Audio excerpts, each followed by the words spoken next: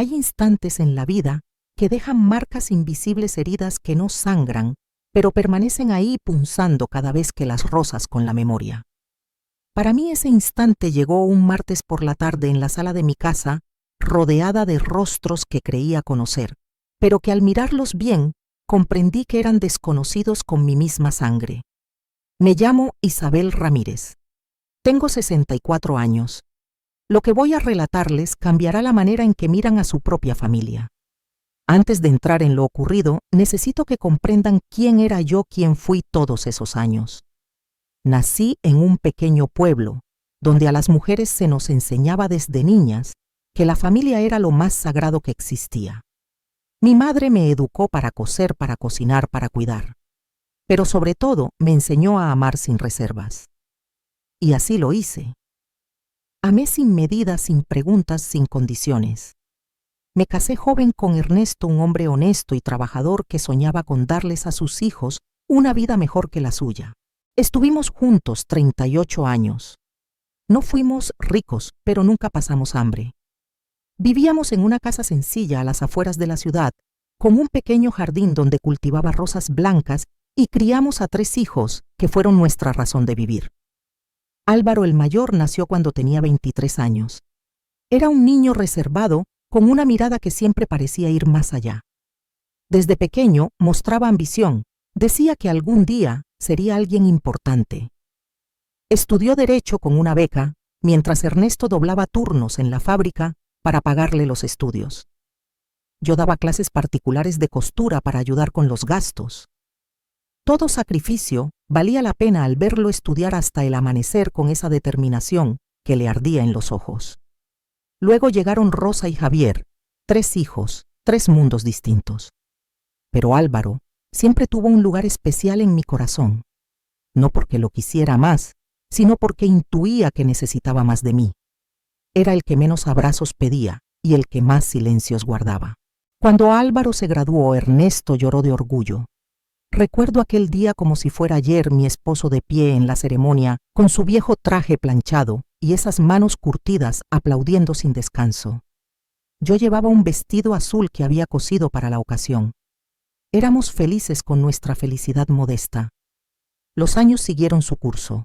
Álvaro se convirtió en un abogado exitoso y se casó con Jimena, una mujer de familia acomodada que jamás me miró con afecto genuino. Siempre tuve la sensación de que me consideraba una intrusa, una suegra pobre, que desentonaba en sus reuniones elegantes. Pero callé. Una aprende a callar mucho cuando ama. Ernesto murió hace 5 años de un infarto que no le dio tiempo ni de despedirse. Esa mañana había desayunado conmigo, me besó la frente como hacía cada día, y por la tarde ya no estaba. El dolor fue tan profundo que creí que no sobreviviría, pero sobreviví. Porque eso es lo que hacemos las mujeres como yo, resistimos. Tras su muerte, la casa se volvió un lugar silencioso, demasiado grande para una sola voz. Rosa se mudó a otra ciudad por trabajo. Javier vivía con su familia en un barrio cercano y me visitaba cada semana. Pero Álvaro, él, comenzó a alejarse. Siempre tenía una excusa: el despacho, los clientes, los viajes.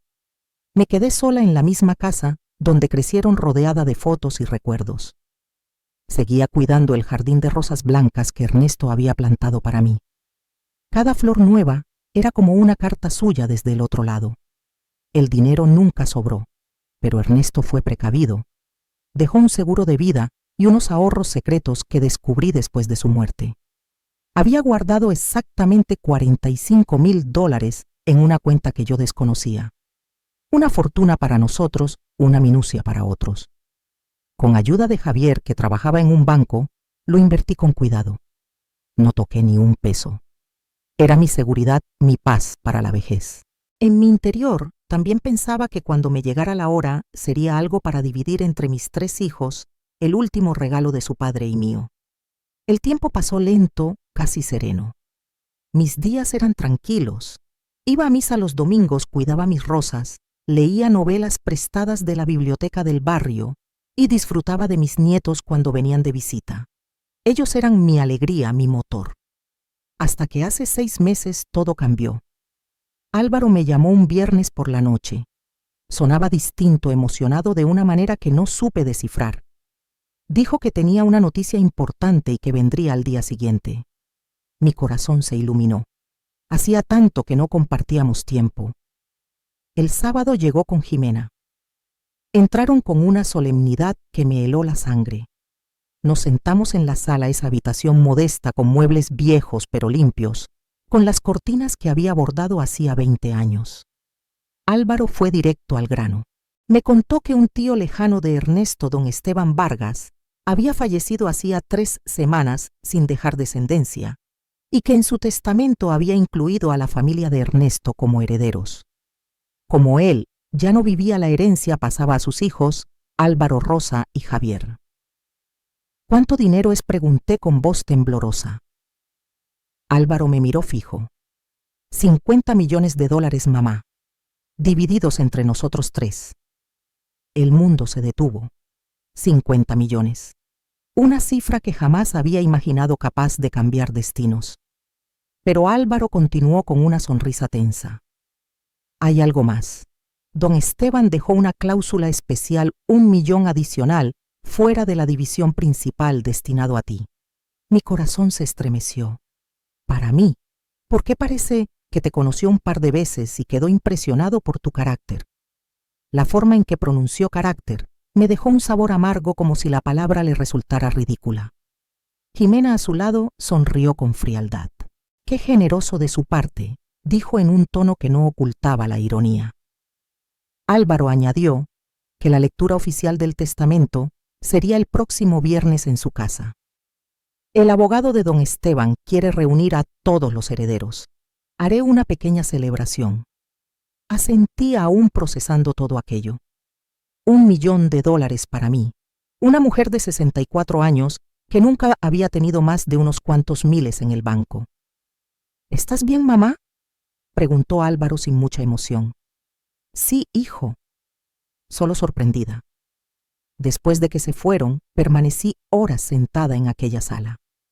El reloj marcaba el paso del tiempo, pero yo seguía allí con el alma suspendida entre incredulidad y presentimiento. Observaba las fotografías colgadas en las paredes. Ernesto y yo, el día de nuestra boda, los niños en sus cumpleaños, las navidades llenas de risas. Toda una vida capturada en marcos gastados por el tiempo. Ernesto solía decir que el dinero era como el agua, mostraba la forma real de las cosas. Cuando hay poco, todos se adaptan. Cuando hay demasiado, algunos se ahogan. No sabía entonces cuán cierta sería esa frase. El viernes llegó antes de lo que imaginaba. Me arreglé con cuidado.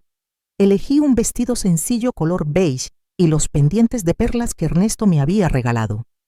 Quería verme digna, no pretenciosa. Javier pasó por mí. Viajamos juntos en silencio hasta la casa de Álvaro. Al llegar vi varios autos estacionados afuera, autos caros, relucientes bajo el sol de la tarde.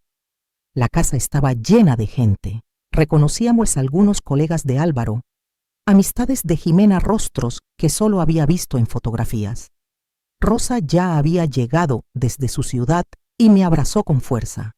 ¿Estás nerviosa, mamá?, un poco, admití con una sonrisa. El abogado, un hombre mayor llamado licenciado Juan Morales, pidió silencio. Todos nos reunimos en la sala. Sobre la mesa de centro había una carpeta de cuero con el sello del bufete. Buenas tardes, dijo con tono formal. Estamos aquí para la lectura oficial del testamento del señor don Esteban Vargas, fallecido el día 18 del mes pasado. Como albacea designado, procederé a leer las disposiciones principales. Comenzó con los detalles legales, los impuestos, los procedimientos. Luego llegó a lo esencial. El señor Vargas dispuso que su patrimonio total, valuado en 50 millones de dólares, sea dividido en partes iguales entre los 3 hijos de su sobrino Ernesto Ramírez Álvaro, Ernesto, Rosa, Isabel y Javier Tomás. Cada uno recibirá aproximadamente 16,600,000 dólares después de impuestos. Hubo aplausos, sonrisas, brindis. Jimena descorchó una botella de champaña y el sonido del corcho retumbó como un disparo en la sala. Adicionalmente, continuó el abogado elevando la voz, existe una disposición especial. El señor Vargas dejó $1.000.000 adicional fuera de esta división, destinado a la señora Isabel Ramírez, viuda de Ernesto, en reconocimiento a su abnegación y dedicación familiar. El abogado me entregó un sobre sellado. Esto es una carta personal que el señor Vargas escribió para usted, añadió. Todos me miraban. Javier me sonreía con orgullo. Rosa tenía lágrimas en los ojos. Pero cuando busqué la mirada de Álvaro, sentí un escalofrío. Había en sus ojos una furia contenida detrás de una sonrisa ensayada. Abrí el sobre con las manos temblorosas. La carta era breve. Querida Isabel, la vi 2 veces en mi vida. La primera cuidando a Ernesto cuando estaba enfermo, con una dedicación que me recordó a mi propia madre. La segunda hablando de sus hijos con orgullo pero sin vanidad. Reconocí en usted algo que el mundo moderno olvida: dignidad silenciosa. Este dinero es un reconocimiento a esa dignidad. Úselo sabiamente con respeto. Esteban Vargas. Debería haber sido un momento hermoso, un gesto de gratitud inesperado. Pero la mirada de Álvaro desde el otro extremo de la sala me decía que aquello no era un regalo. Era una declaración de guerra. Esa noche, cuando todos se marcharon y Javier me llevaba de regreso a casa, sonó mi teléfono. Era Álvaro. Mamá, tenemos que hablar sobre ese dinero. Mañana voy a tu casa. Tengo una propuesta que te va a interesar, y colgó antes de que pudiera responder. Mientras miraba por la ventana del coche la ciudad pasando como sombras, supe que algo había cambiado para siempre entre mi hijo y yo. No imaginaba aún cuán hondo sería el abismo que estaba a punto de abrirse. No dormí esa noche. Permanecí en mi cama, con los ojos fijos en el techo, repitiendo en voz baja las palabras que no me salían de la cabeza: $50 millones. Álvaro me había explicado que el proceso legal tomaría semanas: papeles, firmas, procedimientos. Pero era un hecho. La herencia existía, era real. Los 3 hermanos recibirían más de 10 millones cada uno. Jimena sonreía todo el tiempo con esa sonrisa perfecta que siempre me había parecido vacía. Hablaba de viajes, de inversiones, de comprar una casa en una zona exclusiva.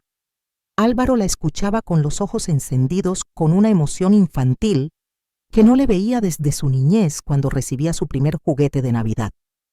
Yo solo pensaba en Ernesto, en lo que él habría dicho. Siempre fue un hombre sensato.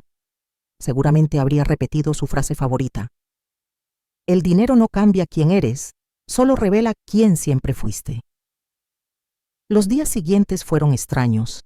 Álvaro me llamaba seguido para contarme los avances del trámite. Hablaba con una energía casi febril. Rosa también llamó, feliz y sorprendida a la vez. Javier vino a verme una tarde. Nos sentamos en la cocina con café recién hecho como siempre. Mamá, esto es una locura, dijo, sosteniendo la taza entre las manos. Nunca pensé que algo así pudiera pasarnos. Yo tampoco, hijo, respondí. ¿Sabes qué haré?, preguntó con brillo en los ojos. Pagaré la universidad de los niños por adelantado, compraré la casa que Laura siempre soñó y montaré el restaurante familiar del que tanto hablo. Sonreí. Javier siempre había sido el soñador, el que heredó la bondad de su padre. Y tú, mamá, no te preocupes nunca más. Yo me encargaré de todo. Le tomé la mano conmovida. Mi hijo bueno, el que aún me veía como su madre y no como un obstáculo. Unos días después Álvaro me llamó para invitarme a una celebración familiar. Mamá, el viernes el abogado nos entregará los documentos finales. Quiero reunirnos en casa. Invitaré a Rosa, a Javier, a algunos amigos cercanos. Será algo íntimo. Vendrás, claro que sí, hijo. Nada me haría más feliz. Su voz sonaba cálida, cercana. Por un momento, creí que recuperaba al hijo que había perdido entre las sombras del tiempo. Qué ingenua fui. El viernes llegó. Me arreglé con esmero, el mismo vestido beige, los pendientes de perlas, el cabello cuidadosamente peinado. Quería verme bien. Quería que Álvaro se sintiera orgulloso de mí. Javier pasó por mí a las 5 de la tarde. Condujimos juntos hacia la casa de Álvaro, una residencia imponente en una zona que apenas conocía. El cielo estaba teñido de naranja presagio de algo que yo aún no sabía nombrar. Cuando llegamos había varios autos estacionados frente a la casa. Autos lujosos brillando bajo el sol como espejos. Parece que invitó a más gente de la que pensaba, comentó Javier mientras buscaba dónde aparcar. Entramos. La residencia era impresionante. Pisos de mármol, techos altos, lámparas de cristal que reflejaban la luz como si fuera oro líquido. Jimena nos recibió con su sonrisa educada, esa que nunca llegaba a los ojos. Isabel, qué alegría verte. Pasa, por favor. Álvaro estaba en la sala conversando con el abogado y algunos invitados. El lugar estaba repleto. Reconocí a varios colegas de Álvaro, amistades de Jimena, rostros que había visto solo en retratos. Rosa ya había llegado. Me abrazó con fuerza. Se notaba cansada por el viaje, pero sonreía. Álvaro se encontraba de pie junto a un hombre mayor vestido con un traje oscuro, el licenciado Juan Morales, encargado de manejar la herencia. Sobre la mesa de centro descansaba una carpeta de cuero.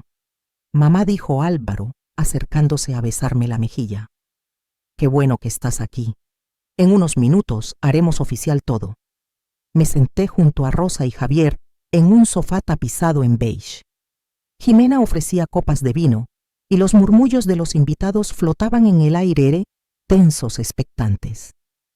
Había algo eléctrico en el ambiente, un silencio que parecía preludio de tormenta.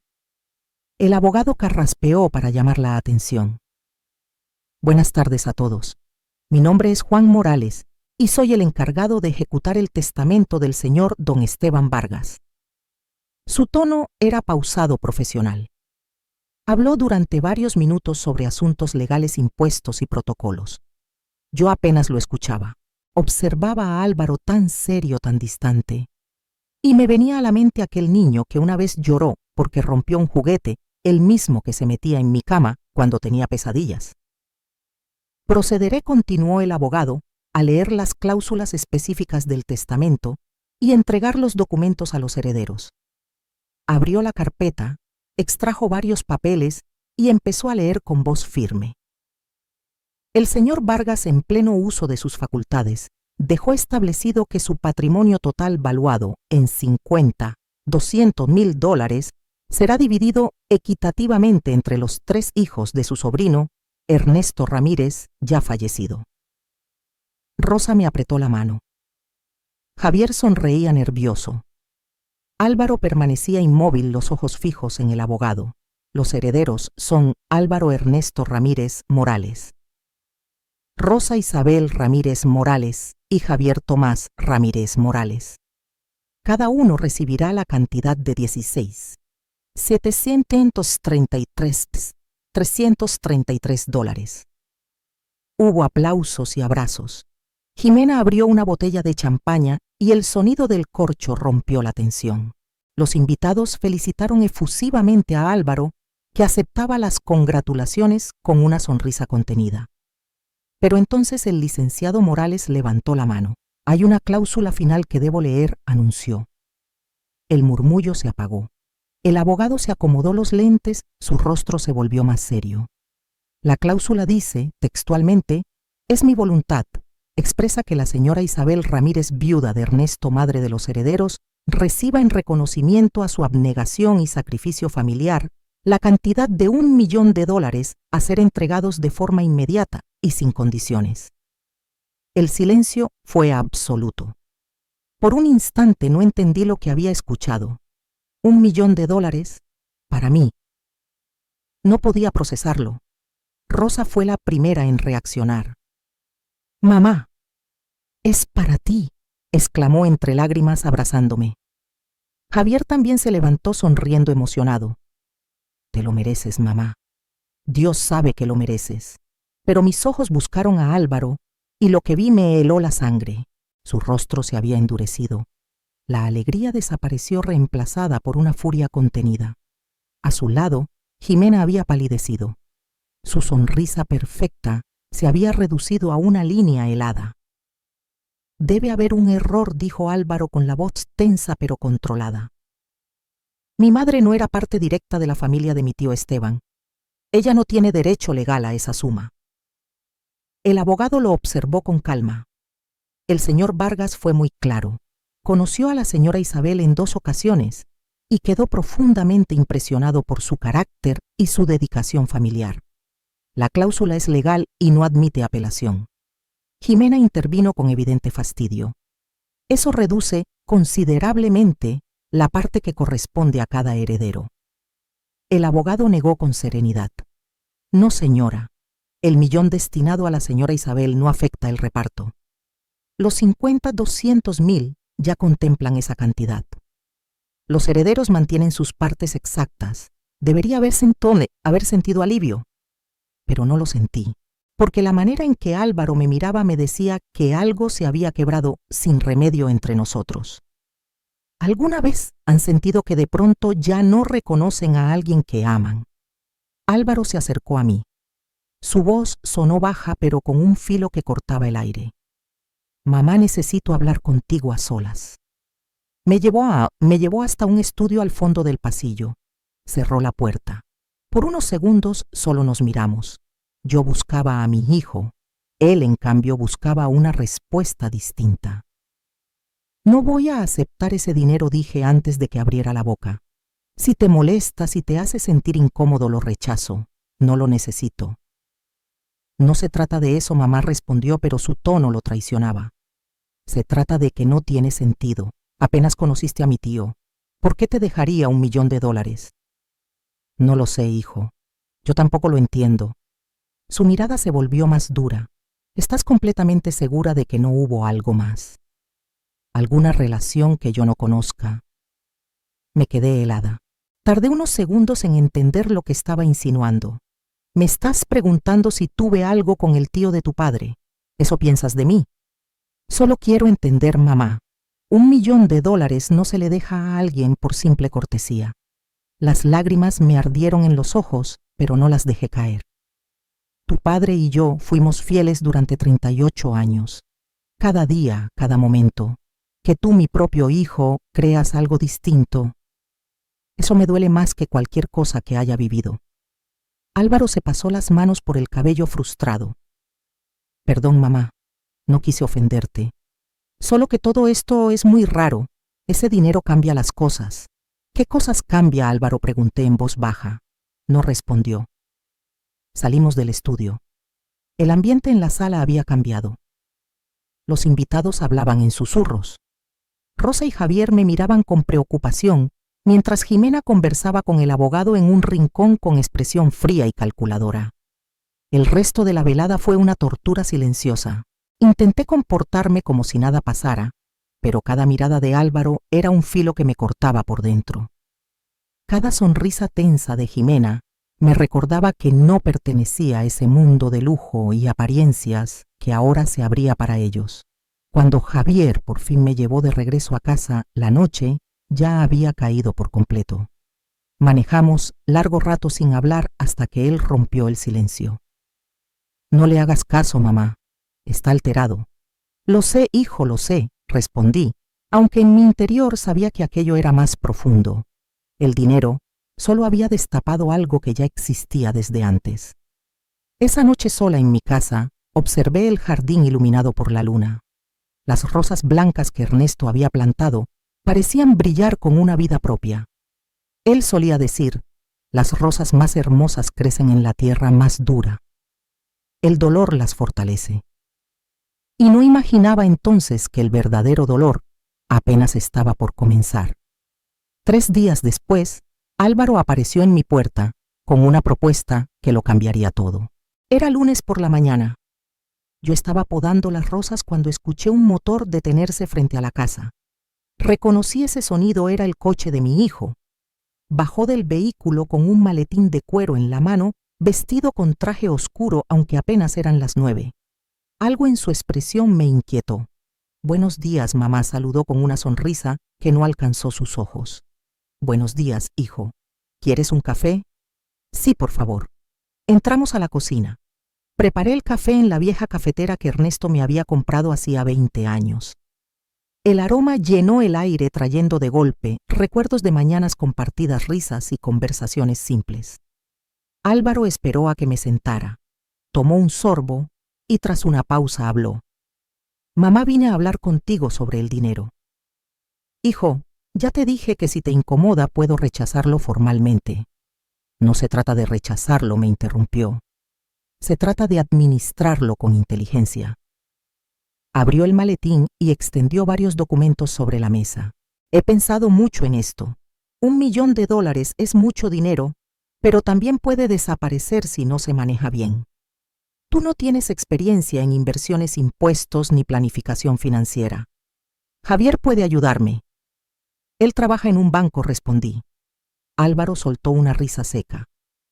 Mamá, Javier trabaja en una sucursal pequeña dando préstamos. Esto es otro nivel. Se necesita conocimiento real, contactos, estrategia. Señaló los papeles. Por eso preparé esto. Es un plan fiduciario. Tú me darías poder legal sobre el dinero y yo lo invertiría en tu nombre. Te garantizaría una renta mensual de $3.000 para tus gastos. El resto crecería con el tiempo. Es lo más sensato. Miré los documentos sin entender del todo. ¿Quieres que te entregue el dinero? No es entregármelo, mamá. Es administración profesional. Soy abogado, tengo acceso a los mejores asesores del país. Podría duplicar ese $1.000.000, pero necesito tener el control legal para moverlo rápido cuando surjan oportunidades. Algo se me revolvió en el estómago. Hijo, agradezco tu preocupación, pero prefiero mantener las cosas simples. Puedo dejarlo en una cuenta segura. Una cuenta de ahorro, repitió con desdén. Mamá, con la inflación perderías dinero cada año. Es tirarlo a la basura. Entonces buscaré un asesor independiente, dije con calma. ¿Y cómo sabrás si es confiable?, alzó la voz. Hay miles de estafadores esperando a gente sin experiencia como tú. Al menos conmigo sabes que soy tu hijo, que jamás te haría daño. La forma en que pronunció esas palabras me hizo dudar. Si realmente creía eso, ¿por qué sonaba como si intentara convencerme más de lo necesario? Necesito pensarlo, Álvaro. Es una decisión importante. Su rostro se endureció. No hay mucho que pensar. Es sentido común. A menos que... Me miró con frialdad, a menos que no confíes en mí. Ahí estaba la trampa. Si decía, no sería la madre que no confía en su propio hijo. Si decía, sí le entregaría el control total de mi futuro. Claro que confío en ti, hijo, pero esto no se trata de confianza, se trata de... ¿Sabes qué creo?, me interrumpió con tono cortante. Que Javier te llenó la cabeza con sus ideas. Siempre ha tenido celos. Siempre ha querido ser el favorito. Eso no es justo, Álvaro. Tu hermano quiere controlarte. Quiere que rechaces mi ayuda para ser él quien te maneje. ¿No lo ves? Me quedé callada. Su voz, sus palabras, no eran las de mi hijo. Eran duras, frías, como si algo en él se hubiera quebrado. Se levantó bruscamente. ¿Sabes qué, mamá? Olvídalo. Vine a ayudarte porque te quiero, porque me preocupa tu futuro. Pero si prefieres hacerle caso a Javier, adelante. Solo no vengas llorando cuando pierdas todo. Álvaro, por favor, no te vayas así. Tengo trabajo, dijo, mientras guardaba los papeles con movimientos bruscos. Cuando cambies de opinión, llámame. Pero no tardes. Las oportunidades no esperan. Salió sin despedirse. Escuché el motor del auto alejarse hasta perderse. Me quedé sentada frente a la taza de café ya fría, tratando de entender qué acababa de pasar. ¿Estaba siendo terca, injusta, o había algo más oscuro detrás de su propuesta? Esa misma tarde llamé a Javier y le conté todo.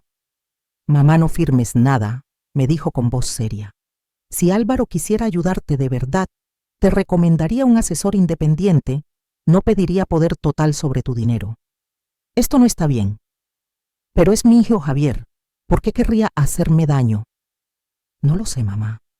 Pero el dinero cambia a las personas. A veces no las transforma. Solo muestra quiénes son. Esa noche no pude dormir. Daba vueltas en la cama, recordando a Álvaro de niño las veces que velé su fiebre, los sacrificios de Ernesto y míos, para darle una vida mejor. ¿En qué momento lo perdí? O tal vez nunca fue el hijo que creí tener. Pasó una semana sin noticias. No llamó, no escribió. Era como si me hubiera borrado de su vida solo porque no cedí. Una tarde sonó el teléfono. Era Rosa desde su ciudad. Mamá, Álvaro me llamó. Dice que Javier te está manipulando, que te estás volviendo paranoica. ¿Qué está pasando? Le conté todo con calma. Hubo un largo silencio al otro lado. No puedo creerlo, susurró finalmente.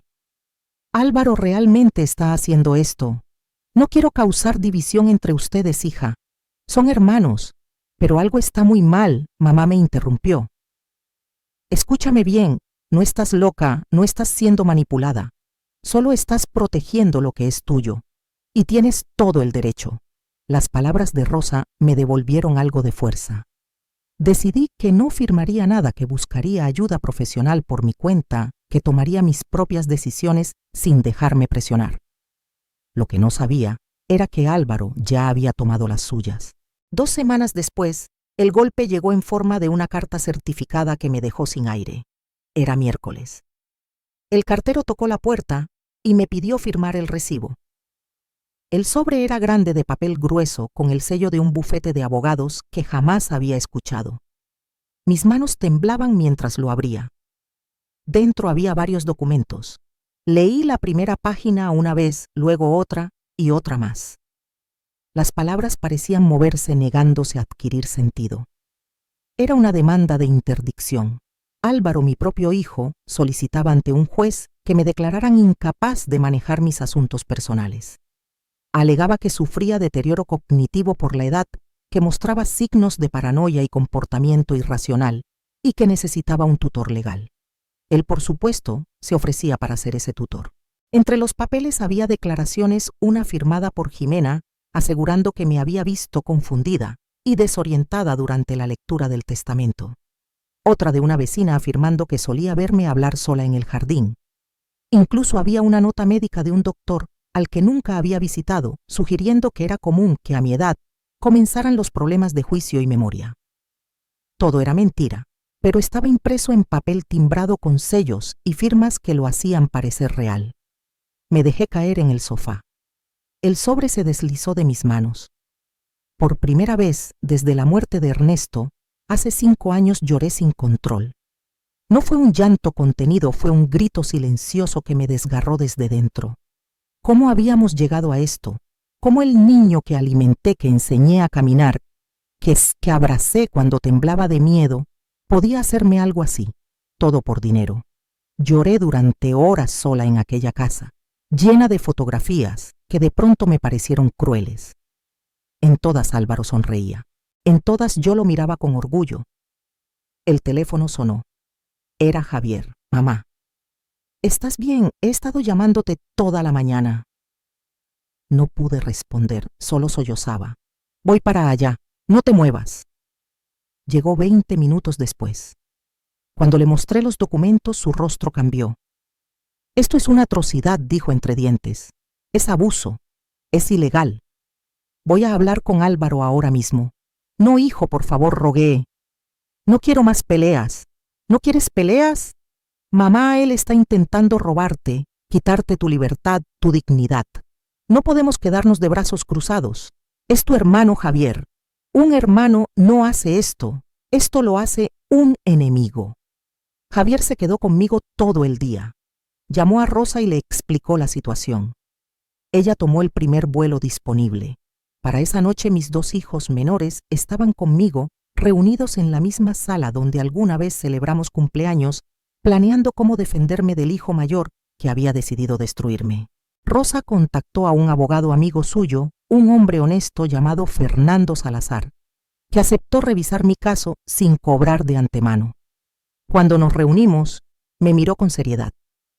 Señora Isabel, esta demanda es débil, dijo.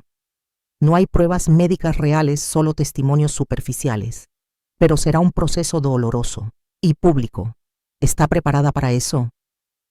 No tengo opción, ¿verdad?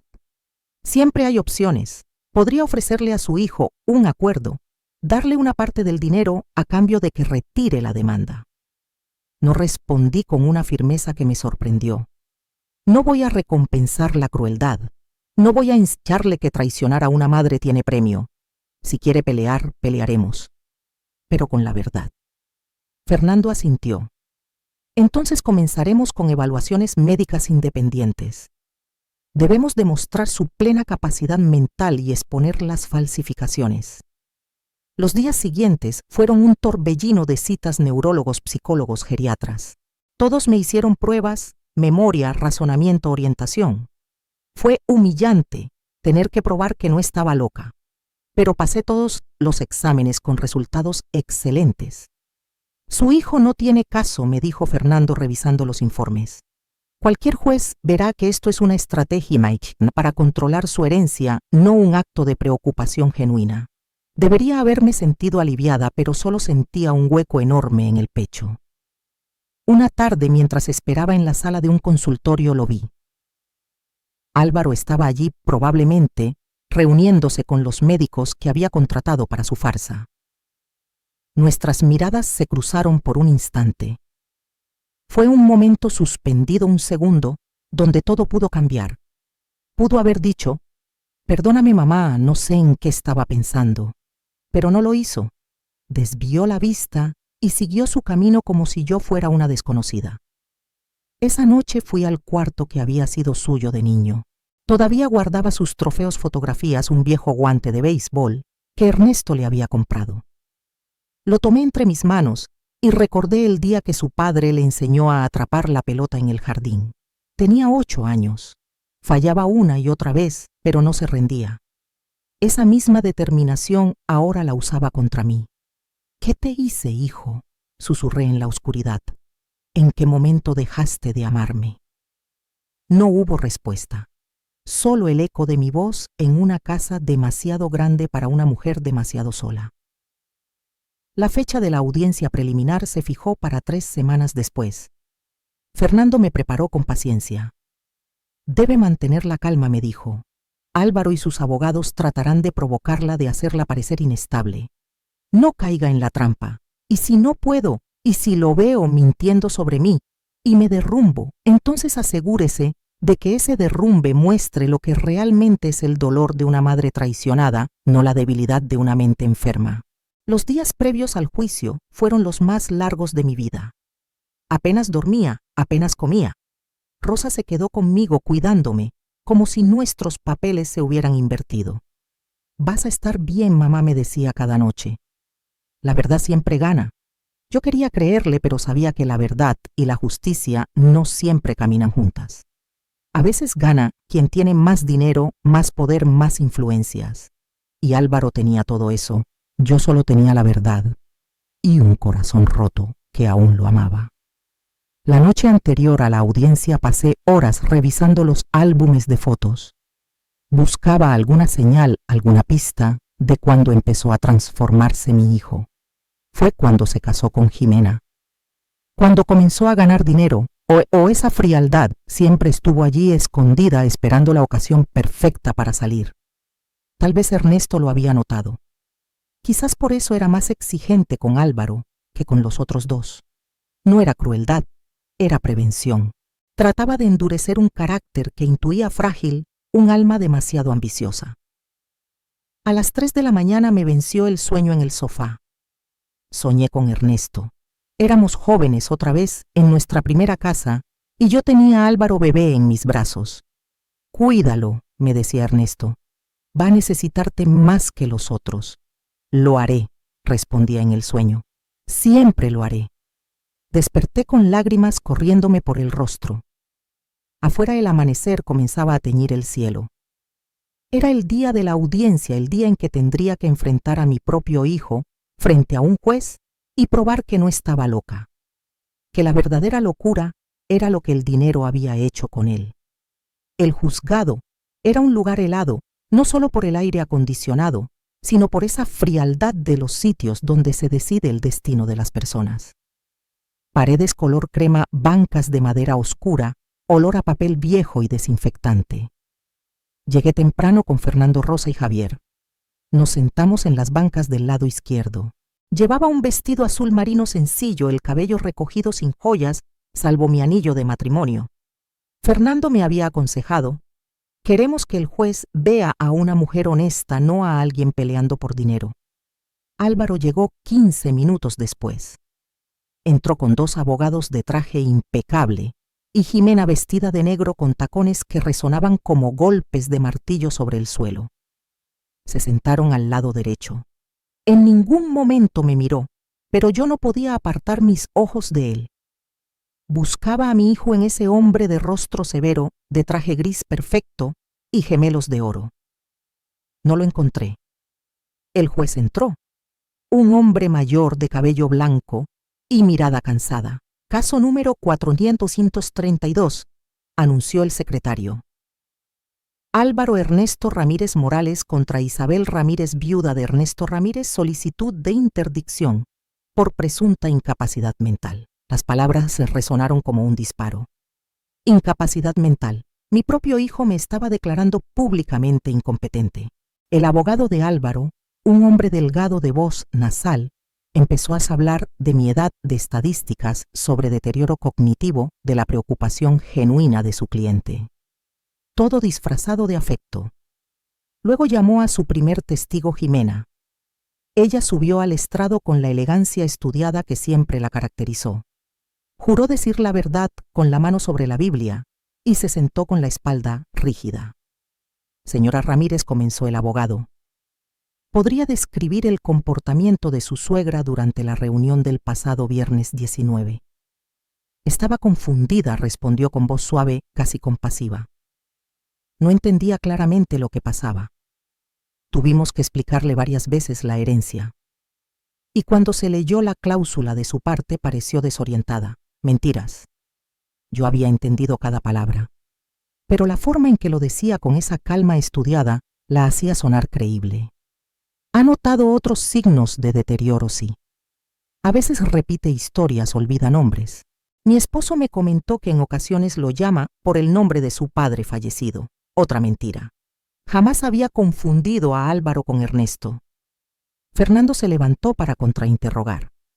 Señora Ramírez, ¿es cierto que usted se beneficiaría directamente si su esposo obtiene control sobre el dinero de su suegra Jimena? Sonrió con frialdad.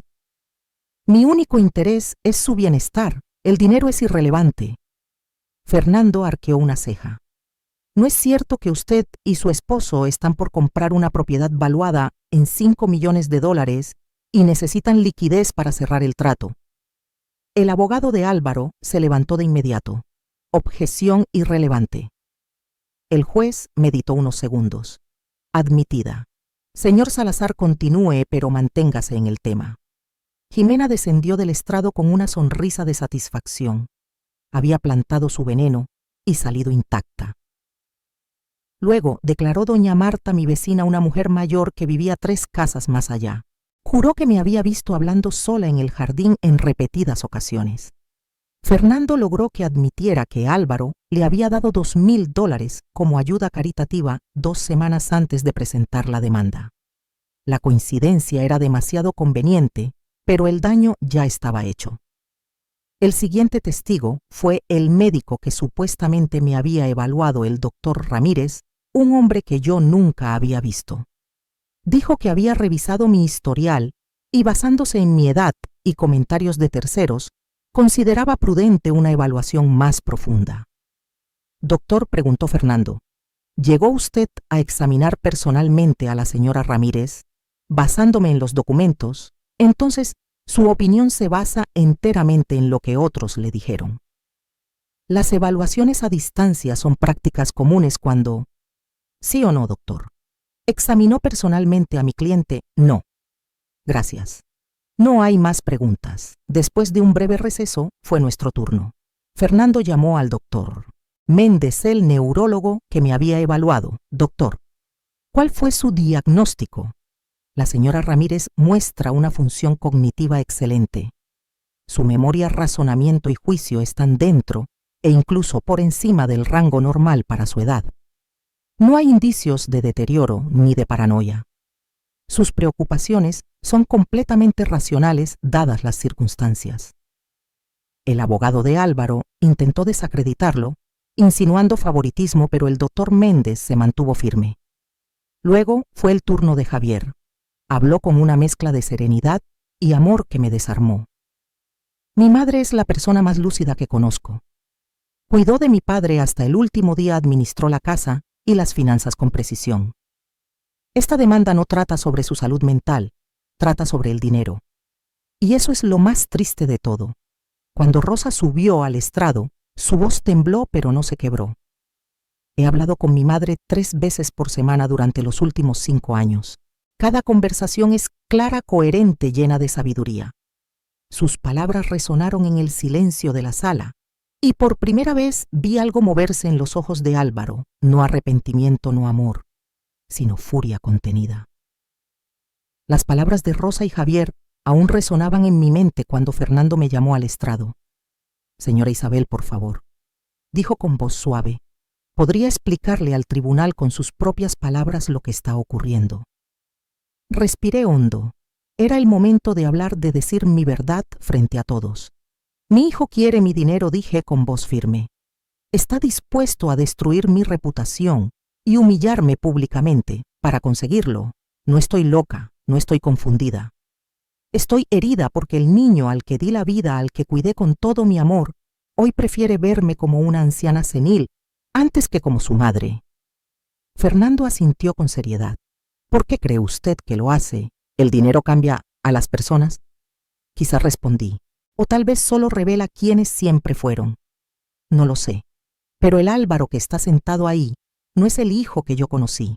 O quizá nunca existió, y yo solo vi lo que quise ver. El abogado de mi hijo se levantó con aire triunfante. Señora Ramírez, no es cierto que usted se negó a aceptar la ayuda profesional de su hijo para administrar su herencia.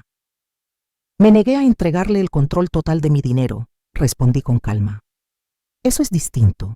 ¿Y no le parece irracional rechazar la ayuda de un abogado exitoso, su propio hijo, en favor de manejar sola una cantidad tan grande sin experiencia alguna? No es irracional proteger lo que me pertenece. Lo irracional es creer que alguien que intenta quitarme mi autonomía lo hace por amor. Está acusando a su hijo de tener malas intenciones. No estoy acusando, estoy diciendo la verdad.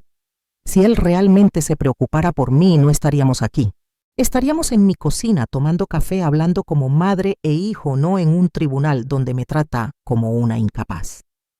El abogado siguió lanzando preguntas para hacerme parecer resentida, desquiciada. Pero mantuve la calma. Respondí con claridad y dignidad sin levantar la voz.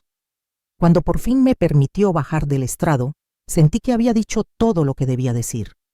El juez anunció un receso de 2 semanas antes de emitir su fallo.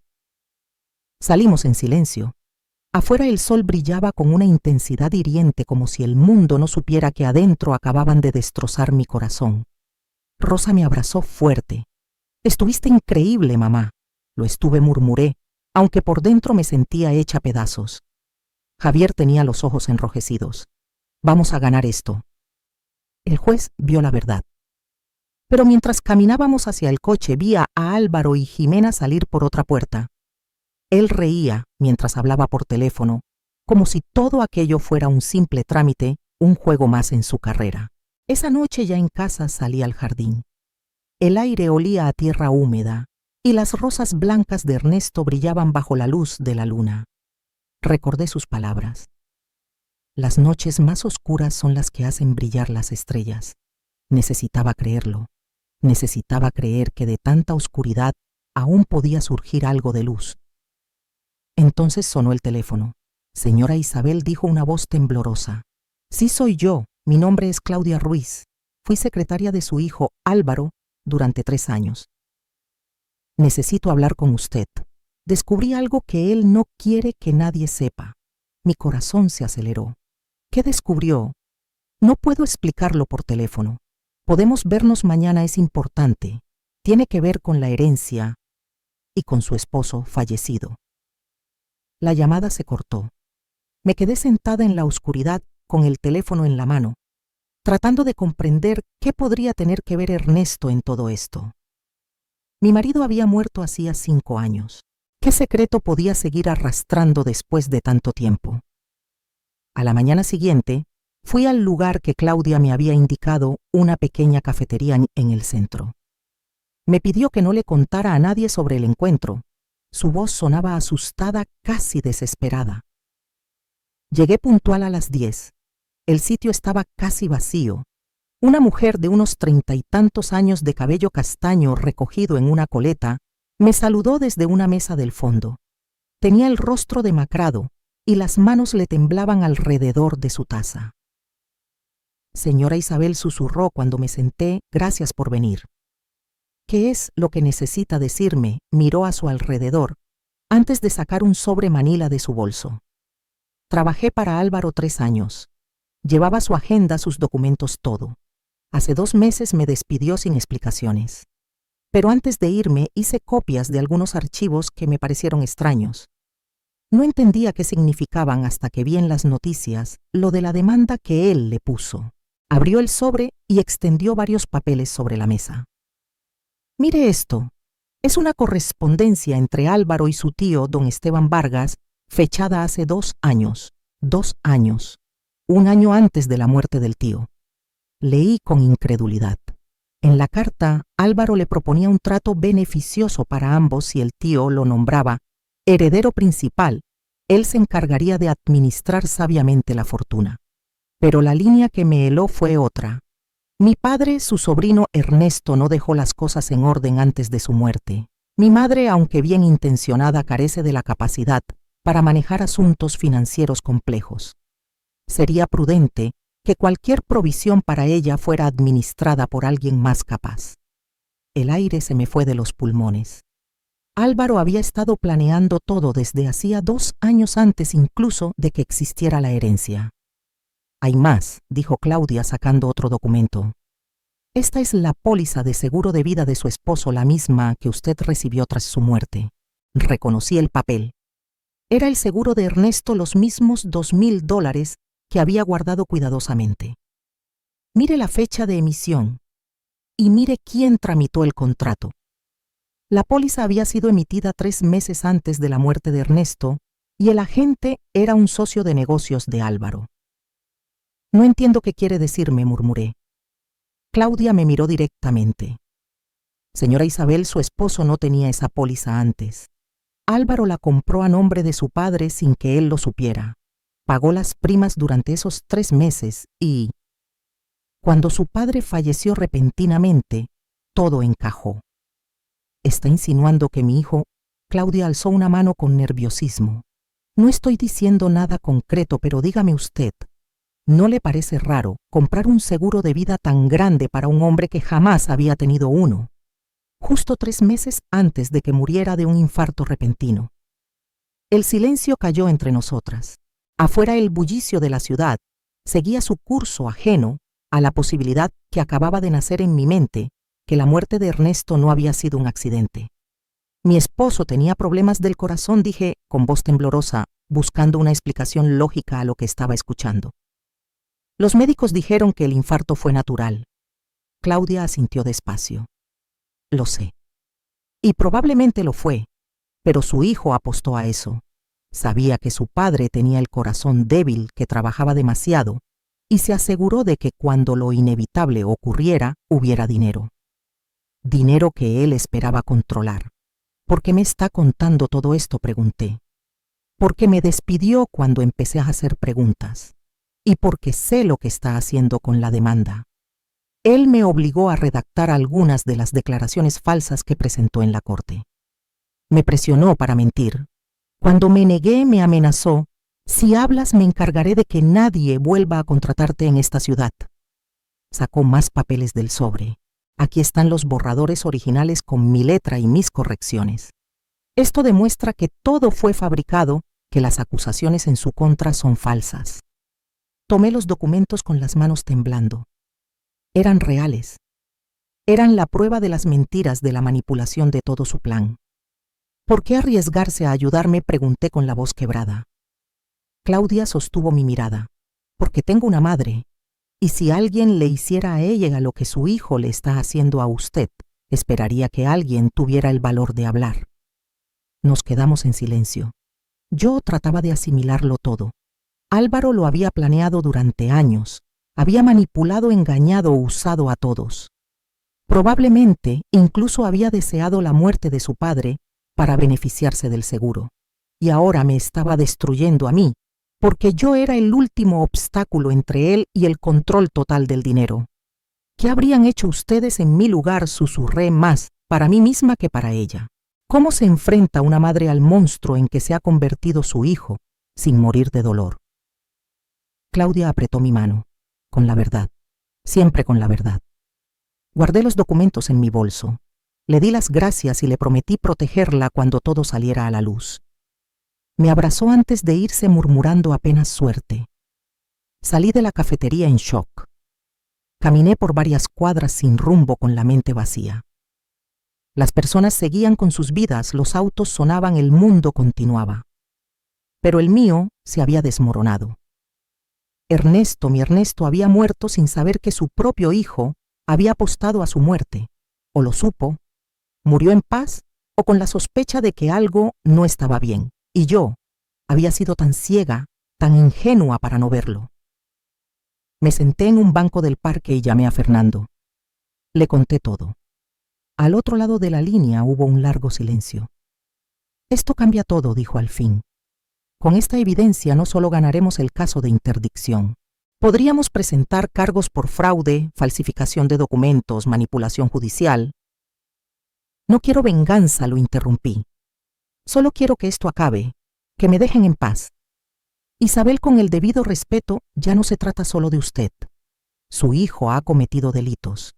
Claudia es testigo. La evidencia es clara. Esto debe ir ante las autoridades. Sabía que tenía razón, pero la idea de ver a Álvaro enfrentando cargos criminales me desgarraba. A pesar de todo, seguía siendo mi hijo. El niño que acuné, el que lloraba en mis brazos cuando tenía miedo. ¿En qué momento ese niño se había convertido en esto? Esa tarde Rosa y Javier vinieron a casa.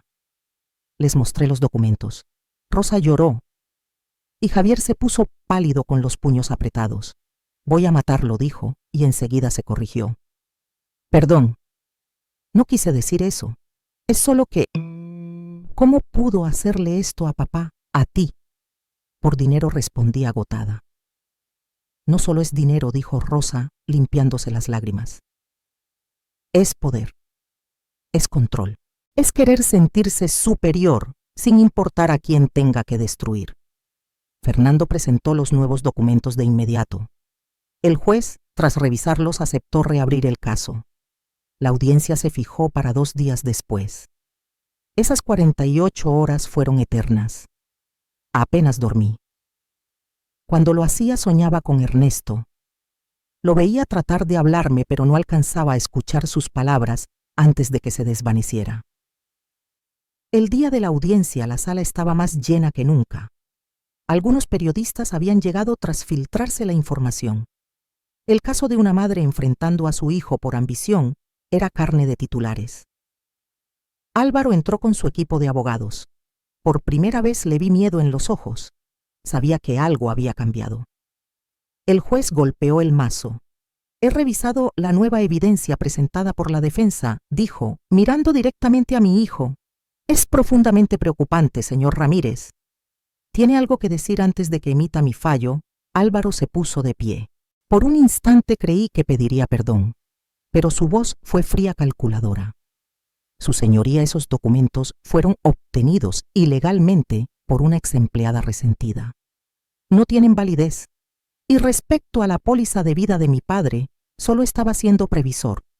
No hay nada criminal en asegurar el futuro de mi familia. El juez lo observó con una mezcla de incredulidad y desdén.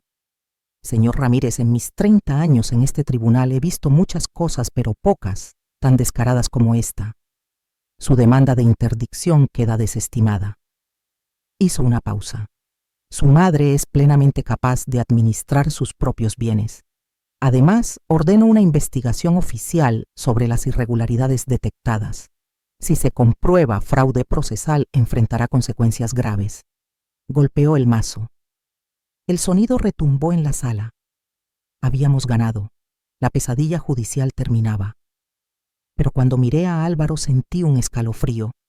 No había arrepentimiento en su rostro. solo odio puro. Y supe en ese instante que aquello no había terminado, porque un hijo capaz de destruir a su madre en un tribunal es capaz de cualquier cosa. Esa noche, al regresar a casa, encontré la puerta forzada, la sala destrozada y una nota sobre la mesa. Solo decía: esto es solo el comienzo. Llamé a la policía de inmediato. Y mientras escuchaba el eco de mi propia voz, temblando al teléfono, comprendí que la verdadera guerra apenas empezaba. 20 minutos después llegaron 2 oficiales. Recorrieron la casa con linternas tomando fotos y apuntes. Los muebles estaban volcados, los cojines del sofá, rajados, las cortinas desgarradas. Las fotografías familiares que habían colgado durante décadas y que contaban mi vida con Ernesto y mis hijos, yacían en el suelo rotas, con los vidrios hechos añicos, como mi alma. Pero lo peor fue el jardín. Alguien había arrancado todas mis rosas blancas una por una. Las había dejado tiradas sobre la tierra húmeda, marchitándose, muriendo lentamente. Era el jardín que Ernesto había plantado para mí, el último vestigio vivo de nuestro amor. Me senté en el escalón de la entrada, mientras los policías hacían su trabajo, incapaz de llorar. Ya no quedaban lágrimas, solo un vacío helado que se extendía dentro de mí como una herida sin fin.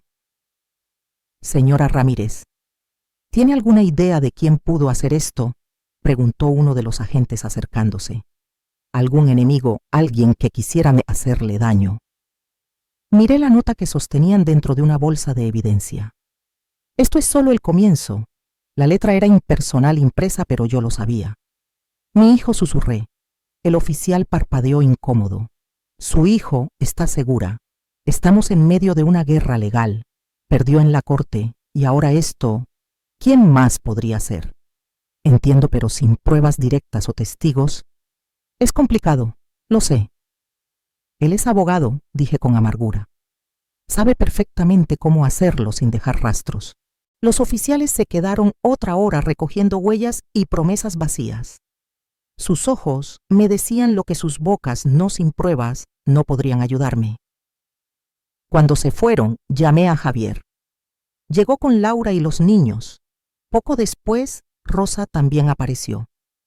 Entre todos comenzamos a limpiar. Javier levantó un marco roto con cuidado. Vas a venirte con nosotros, mamá.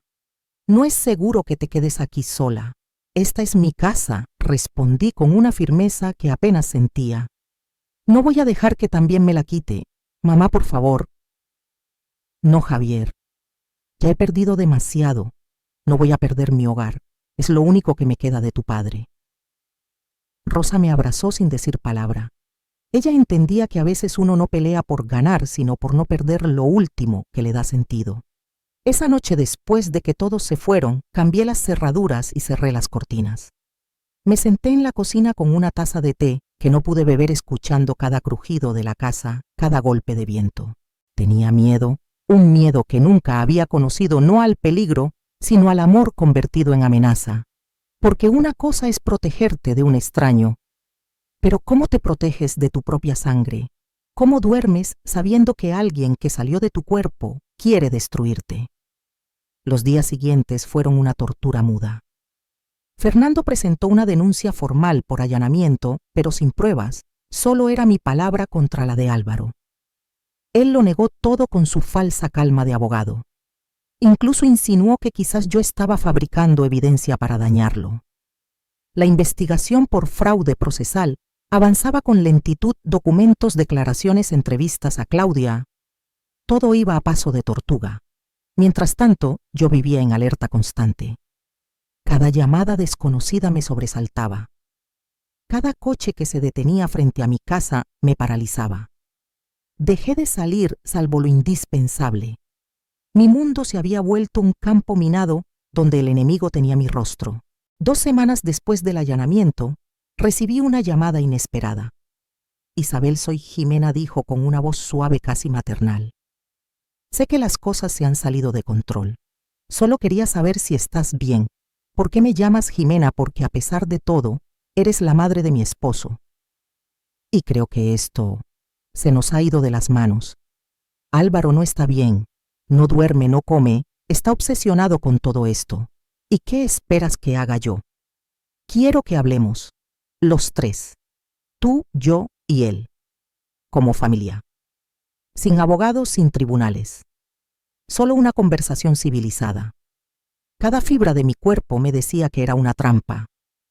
Jimena nunca había sido sincera conmigo y no iba a empezar ahora. Pero esa parte terca maternal, la que aún anhelaba rescatar algo del hijo que había perdido, quiso creer. ¿Dónde? Pregunté al fin. En la casa, este sábado a las 3. Solo nosotros 3, te lo prometo. Acepté. Contra el consejo de Fernando, contra la preocupación de Javier y Rosa acepté. El sábado amaneció nublado, el aire cargado de tormenta. Me vestí con cuidado, como quien se alista para una guerra silenciosa. En mi bolso llevaba una pequeña grabadora que Fernando me había dado. Graba todo. No confíes en nada. Llegué puntual. Jimena me abrió la puerta con una sonrisa que no alcanzaba sus ojos. Pasa, por favor. Álvaro te espera en el estudio. Caminé por ese pasillo largo, oscuro. La puerta del estudio estaba entreabierta. Toqué antes de entrar. Él estaba ahí sentado tras el escritorio. Se veía distinto, más delgado, ojeroso, el cabello en desorden. Parecía alguien que llevaba semanas sin dormir. Hola, mamá, dijo sin moverse. Hola, hijo. Nos miramos un instante que se sintió eterno. Busqué en su mirada algún vestigio del niño que una vez fue, pero solo encontré cansancio y rabia. Jimena dice que querías hablar, dije al fin. Sí. Quiero que esto acabe, mamá. Estoy cansado. Tú también lo estás. Todos lo estamos. Así que retira la investigación. Déjame en paz y todo terminará. No es tan simple. Ya hay una investigación oficial. No puedo detenerla aunque quiera. Podrías decir la verdad, admitir lo que hiciste. Soltó una risa seca. La verdad, mamá. La verdad es que trabajé toda mi vida para salir de la miseria. Estudié, me maté trabajando. Y cuando por fin puedo darle a mi familia lo que merece, tú te interpones en mi camino. Yo no me interpuse en nada, Álvaro. Tú rechazaste mi ayuda, su voz subió de tono. Cuando te ofrecí administrar tu dinero, cuando quise protegerte, me rechazaste. Me hiciste quedar como un monstruo frente a Ana Javier y Rosa. Yo no necesitaba tu protección. Quería mi libertad, mi dignidad. Dignidad, repitió con amargura levantándose. ¿Sabes cuántas veces fui a la escuela con los zapatos rotos? ¿Cuántas veces escuché a los niños reírse de mí porque mi ropa era usada? ¿Y sabes por qué, mamá? Tu padre trabajaba sin descanso, Álvaro. Yo también. Hicimos lo que pudimos. No fue suficiente, gritó golpeando el escritorio. Nunca lo fue. Y juré que cuando pudiera nunca más volvería a pasar hambre, nunca más me sentiría pequeño. Tendría todo lo que me negaron. Todo. Su voz temblaba y en sus ojos se mezclaban el dolor, la furia y algo peor, la justificación. Yo comprendí en ese instante que Álvaro ya no buscaba amor, buscaba poder. Y no había nada más peligroso que un hijo que decide convertirse en el verdugo de su propia madre. Y ahora que por fin lo tengo al alcance de la mano, ¿quién se interpone?, dijo Álvaro con los ojos encendidos. Mi propia madre con su $1.000.000 que ni siquiera sabe en qué usar bloqueando mi camino. Y en ese instante lo comprendí. No había sido el dinero lo que lo había transformado, sino algo más antiguo, más profundo. Era el resentimiento, el veneno acumulado desde su niñez, la rabia por haber crecido con menos de lo que él creía merecer. Ernesto y yo habíamos dado todo lo que teníamos, pero para él nunca fue suficiente. Hijo, dije con voz temblorosa, si te fallamos, si en algo te hicimos sentir menos, lo lamento. Hicimos lo mejor que pudimos con lo que teníamos. Y te amamos, siempre te amamos. Él me miró con una mezcla de desprecio y dolor. El amor no paga universidades. El amor no compra respeto. El amor no te da poder. No le respondí, pero te da algo que el dinero jamás podrá darte. Paz. Hice una pausa. Y tú, mi hijo, no tienes paz. Lo veo en tus ojos. Estás vacío y no hay fortuna en el mundo que pueda llenar ese vacío. Por un instante el silencio se apoderó de la habitación. Lo vi dudar, lo vi frágil. Por un segundo, la coraza se resquebrajó y apareció el niño asustado que alguna vez fue. Pero entonces Jimena entró al estudio. ¿Ya terminaron de hablar?, preguntó con su tono dulce y venenoso. Y la grieta desapareció. Álvaro volvió a su máscara de hielo. Sí, dijo sin mirarme. Terminamos. Me levanté lentamente. En la puerta me detuve. Una última cosa, hijo, dije. Tu padre te amó más que a nada. Trabajó hasta el cansancio pensando en ti, en tus hermanos. Sacrificó su salud, su tiempo y su vida para darles oportunidades. Si él pudiera verte ahora, se le rompería el corazón. Álvaro clavó la mirada en el suelo. Pero no está aquí. ¿Verdad, mamá? Está muerto, y los muertos no opinan sobre cómo vivimos. Salí de esa casa sabiendo que lo había perdido para siempre. El Álvaro que yo crié, si alguna vez existió, ya no estaba. En su lugar quedaba un extraño con su rostro, su voz, pero sin alma. Conduje bajo la lluvia que empezaba a caer. El cielo lloraba las lágrimas que yo ya no podía derramar. Pero al llegar a casa y ver a Javier y Rosa esperándome en la puerta con los ojos llenos de preocupación y cariño, entendí algo esencial. Había perdido un hijo, sí, pero aún tenía dos, y ellos valían todo el dolor del mundo. Esa noche, mientras escuchaba la grabación que había hecho en casa de Álvaro, noté algo que en el momento había pasado desapercibido. Justo antes de que me fuera, se escuchaba un susurro apenas audible. Perdóname, mamá. Tan bajo que quizás ni él mismo se dio cuenta de haberlo dicho. Rebobiné una y otra vez escuchando esas 3 palabras que se volvieron una obsesión. Perdóname, mamá. Eran la prueba de que bajo toda esa rabia y ambición aún quedaba una chispa del hijo que amé. Pero la vida no se detiene. La investigación sobre el fraude procesal avanzaba. Claudia había testificado oficialmente aportando toda la evidencia. Otros empleados de Álvaro también empezaron a hablar rompiendo el silencio. Un martes por la mañana Fernando me llamó. Isabel, la fiscalía va a presentar cargos formales contra Álvaro, me dijo. Fraude procesal, falsificación de documentos. Podría enfrentar hasta 5 años de prisión. 5 años. Mi hijo en la cárcel. Sentí el corazón apretarse. ¿Hay alguna forma de evitarlo?, pregunté con voz débil. Podría llegar a un acuerdo, devolver el dinero usado en la demanda, aceptar trabajo comunitario, perder temporalmente su licencia de abogado, pero tendría que reconocer públicamente sus actos y disculparse. ¿Y crees que lo hará? Fernando suspiró. El Álvaro que vi en la corte es demasiado orgulloso. Pero tú conociste al otro, el que dijo, perdóname. Quizás todavía hay esperanza. Esa noche escribí una carta, a mano en mi mejor papel de correspondencia. Tardé horas en encontrar las palabras justas. Álvaro, hijo mío. Sé que nuestra vida no fue fácil. Sé que nuestra pobreza te avergonzó y que muchas veces deseaste más. Si en algo te hicimos sentir menos, lo lamento con toda el alma. Pero debes entender algo. El dinero no llenará el vacío que llevas dentro. Aún estás a tiempo, hijo. Aún puedes elegir quién quieres ser. Tu padre te mira desde donde esté, y yo sigo siendo tu madre. Y las madres no dejan de amar, aunque ese amor duela hasta desgarrar. La puerta de esta casa siempre estará abierta para ti. Pero solo puedes cruzarla como el hombre que realmente eres, no como la sombra que finges ser. Con amor eterno, mamá. La envié por correo certificado a su oficina. No esperaba respuesta. Solo necesitaba que supiera que todavía había un camino de regreso si lo quería tomar. Pasaron 3 semanas sin noticias, hasta que un día Fernando me llamó con urgencia. Isabel, ven a mi oficina. Ha pasado algo. Llegué en media hora. Él estaba sentado con una carpeta gruesa sobre el escritorio y el rostro tenso. Siéntate, me dijo.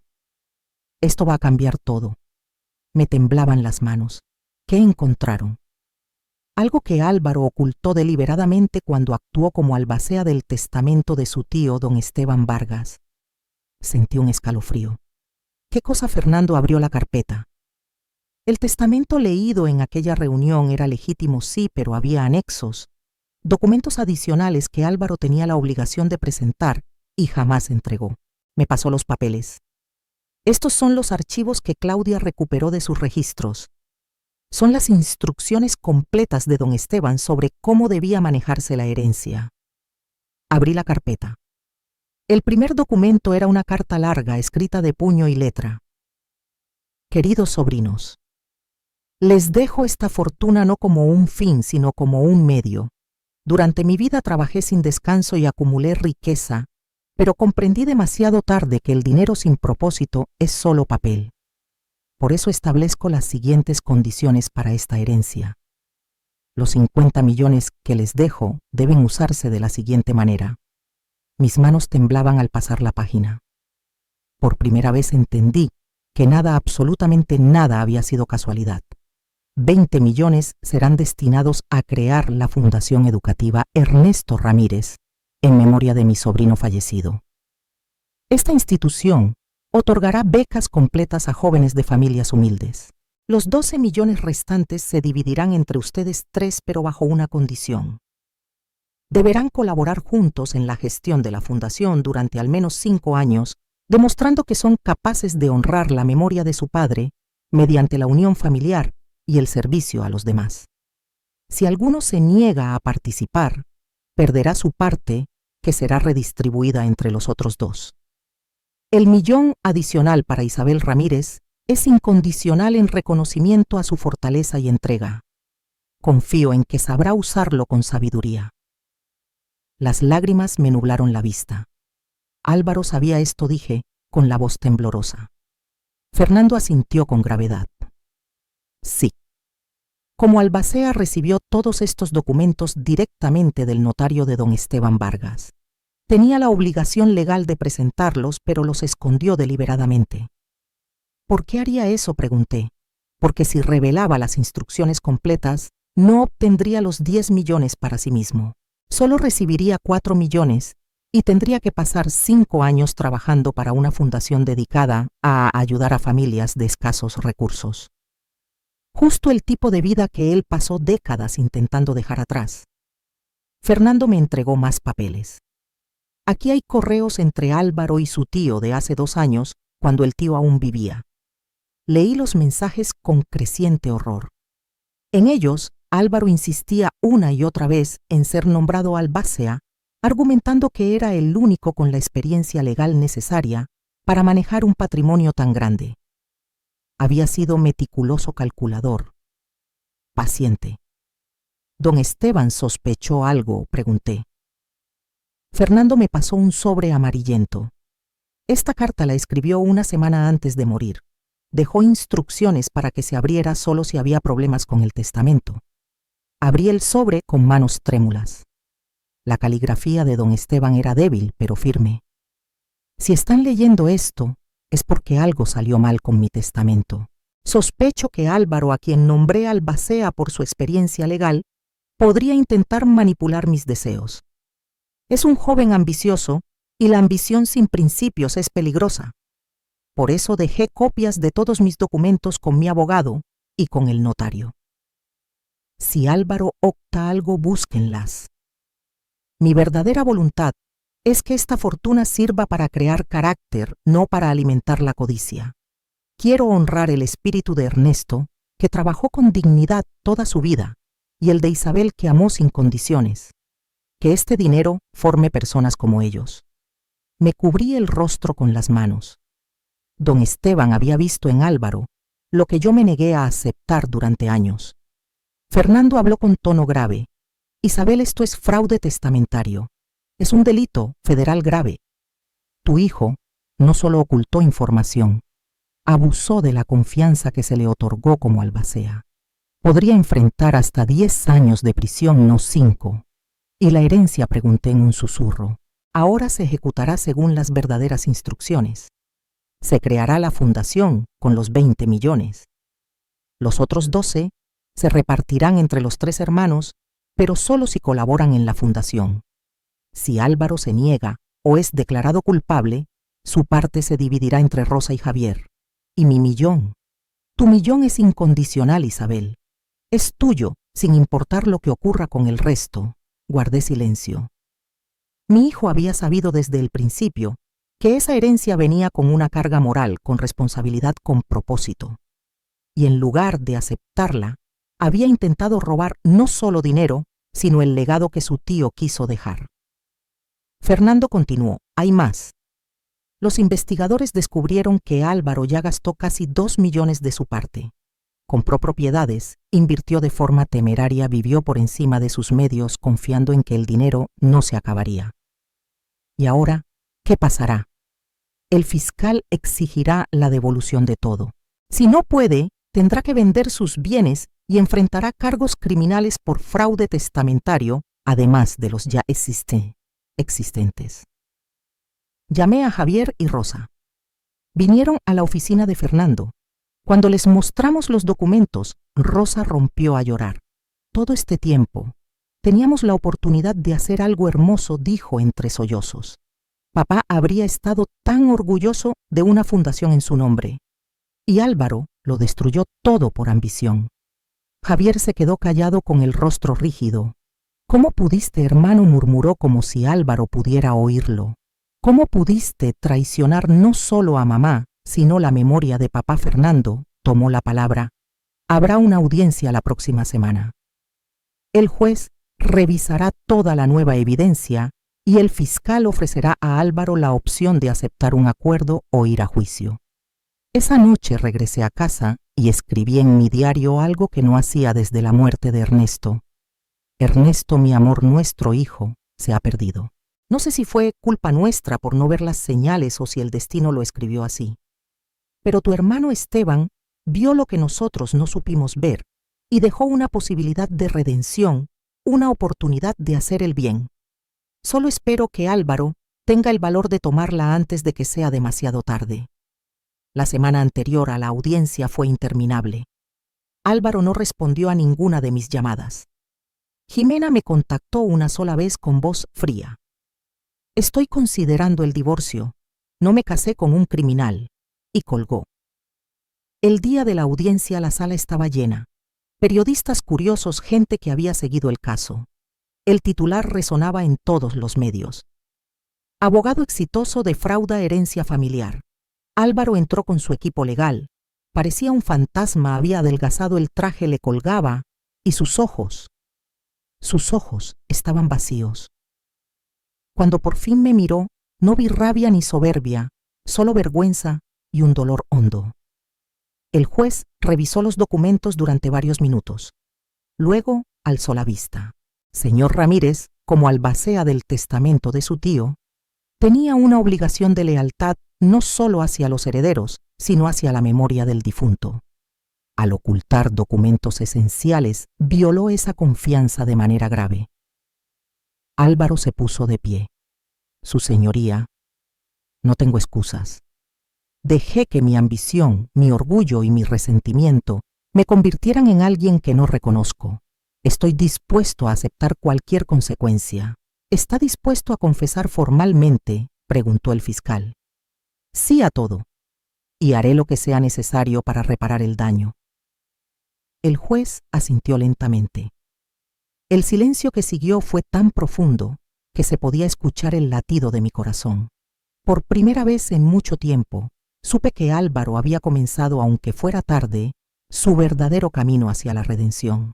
Entonces acepto el acuerdo propuesto, declaró el juez con solemnidad. 3 años de prisión, seguidos de 5 años de libertad condicional. Restitución completa de los fondos malversados, suspensión definitiva de su licencia como abogado y participación obligatoria en la fundación educativa. Ernesto Ramírez, una vez cumplida su condena, si los demás administradores lo aceptan. El sonido del mazo retumbó en la sala. Álvaro se volvió hacia mí. Caminó despacio, vigilado por los guardias que estaban atentos a cualquier movimiento. Se arrodilló frente a mí, con lágrimas deslizándose por su rostro, y susurró lo bastante alto para que solo yo lo oyera. Perdóname, mamá. El tío Esteban vio lo que yo no pude, que el verdadero regalo no era el dinero, sino la oportunidad de honrar a papá. y lo destruí todo. Su voz temblaba. Lo destruí porque tenía miedo. Miedo de volver a ser ese niño pobre con zapatos rotos. Pero en ese intento de escapar me convertí en algo peor. Le acaricié el cabello como solía hacer cuando tenía pesadillas de pequeño. Ya no se trata de que yo te perdone, hijo, le dije con ternura. Se trata de que aprendas a perdonarte tú mismo y de que honres la memoria de tu padre no con dinero mal habido, sino con servicio, con humildad, con amor. Los oficiales lo escoltaron fuera de la sala. Rosa y Javier se acercaron y me abrazaron. Los tres lloramos juntos, no solo por el hijo y el hermano que habíamos perdido temporalmente, sino por el esposo y padre que ya no estaba para ver cómo su legado había marcado nuestras vidas. Pero también lloramos con esperanza, porque el tío Esteban en su sabiduría había dejado algo más que una herencia, había dejado un camino para redimir el pasado, para transformar la codicia en compasión, el resentimiento en propósito. Al salir de aquella corte bajo la luz del día, supe que el camino sería largo y doloroso, pero todavía había una chispa de esperanza para mi hijo. Porque el amor verdadero no significa rendirse, significa seguir creyendo en la posibilidad de cambio incluso cuando todo parece perdido. Y yo, Isabel Ramírez, madre de 3 hijos y viuda de un hombre bueno, jamás dejaría de creer en esa posibilidad. Jamás. 1 año y medio ha pasado desde aquel día en la oficina del fiscal. 1 año y medio de silencio, reflexión y reconstrucción. No fue fácil. La sanación nunca lo es. Pero a veces las heridas más hondas son las que enseñan las lecciones más profundas. Álvaro cumplió 8 meses de su sentencia antes de ser transferido a un programa de trabajo comunitario por buena conducta. Lo visité 2 veces, no hablábamos mucho. Solo nos sentábamos uno frente al otro tomándonos de las manos sobre la mesa fría. Y en ese silencio había más verdad que en cualquier palabra. La Fundación Educativa Ernesto Ramírez fue inaugurada oficialmente 6 meses después de que el caso se cerrara. Javier, Rosa y yo trabajamos juntos para levantarla. Decidimos que otorgaría becas completas a jóvenes de familias trabajadoras, no solo por sus calificaciones, sino por su carácter y compromiso con la comunidad. Rosa dejó su empleo en la ciudad y regresó para dirigir la fundación a tiempo completo. Tenía talento natural para eso, para descubrir potencial donde otros solo veían carencias. Javier se encargó de las finanzas con la prudencia que heredó de su padre Ernesto. Y yo a mis 64 años me convertí en el rostro público del proyecto. Daba charlas en escuelas, hablaba con padres, compartía mi historia. Al principio me intimidaba. No tenía estudios universitarios ni diplomas, solo mi vida, mi dolor transformado en sabiduría. Pero pronto comprendí que eso era precisamente lo que la gente necesitaba oír, no teorías, sino la verdad desnuda de una madre que había visto a su hijo perderse en la oscuridad y aún así había luchado por traerlo de vuelta hacia la luz. En una de esas conferencias conocí a una mujer llamada Elena, de 58 años, apenas 2 menos que yo. Después de mi charla, se acercó con lágrimas en los ojos.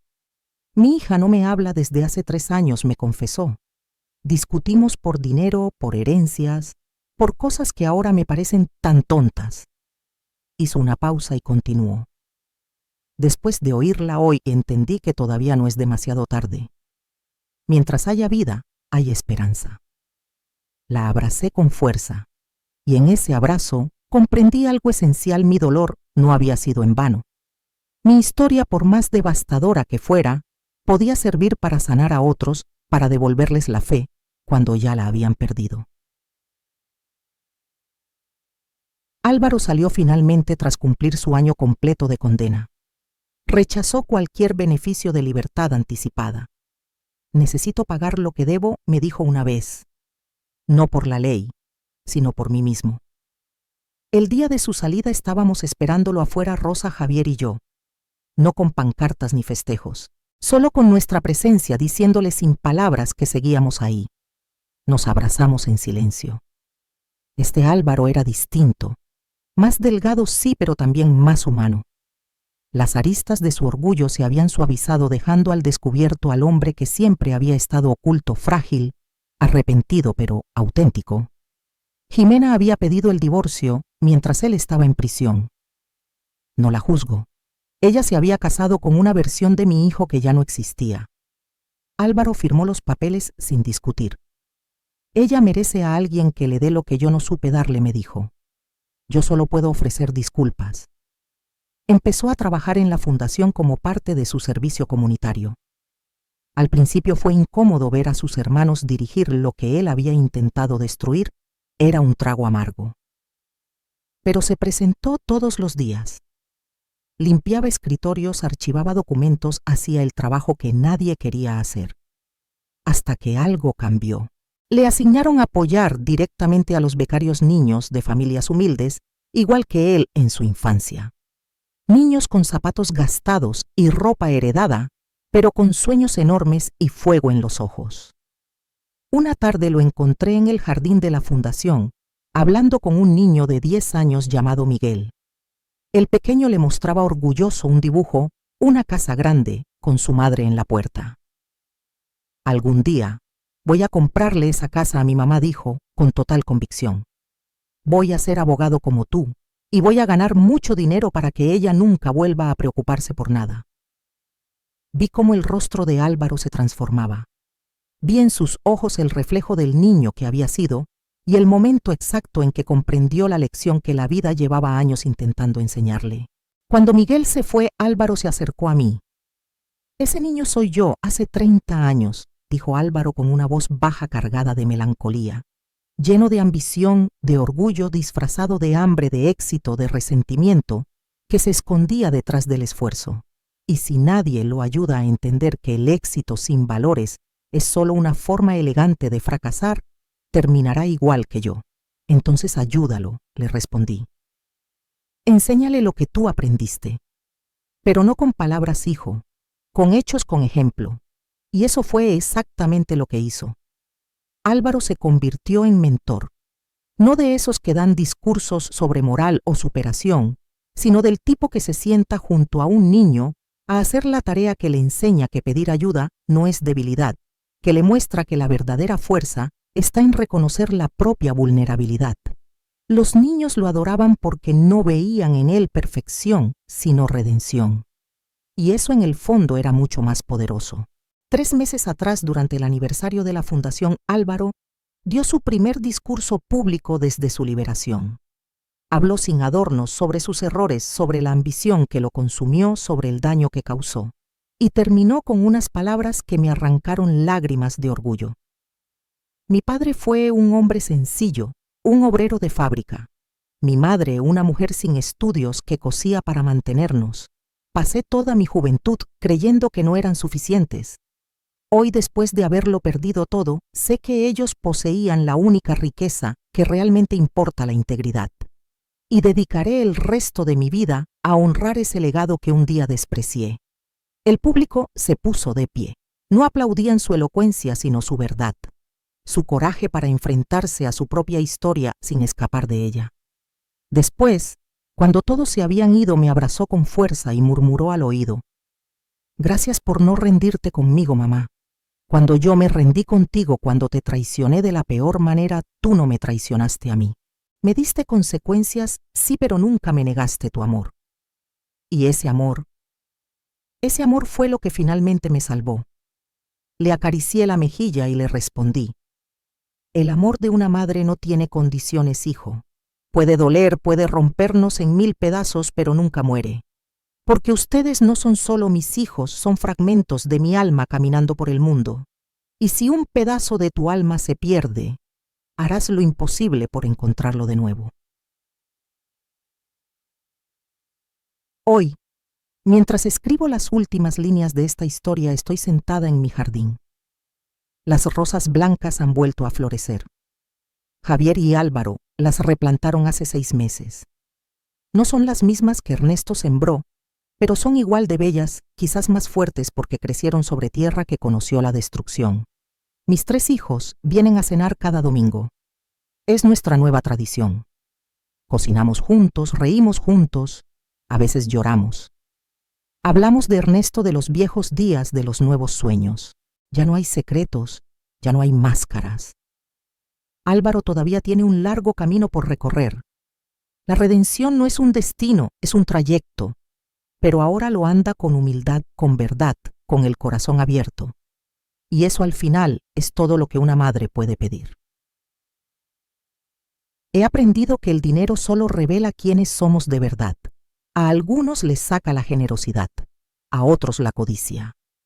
Pero lo que más he comprendido es que sin importar lo que muestre, siempre hay una oportunidad de cambiar, de elegir ser mejores, de transformar el dolor en propósito. Si mi historia logra ayudar, aunque sea a una sola madre, a abrir los ojos, a una familia a reconciliarse, o a un hijo perdido a encontrar el camino de regreso, entonces cada lágrima, cada noche sin dormir, cada rosa arrancada, habrá valido la pena. Porque al final lo único que realmente importa es el amor que das, el amor que recibes, el amor que te sostiene cuando todo lo demás se derrumba.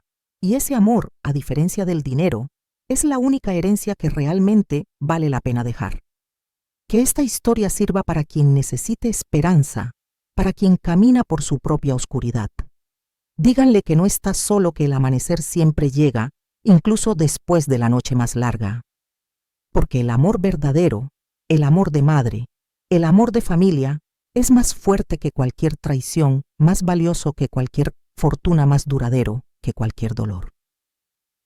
Gracias por escucharme, por caminar conmigo a través de esta historia que nunca quise vivir, pero que necesitaba contar. Que Dios los bendiga. Y que nunca olviden, mientras haya vida, siempre hay esperanza de redención.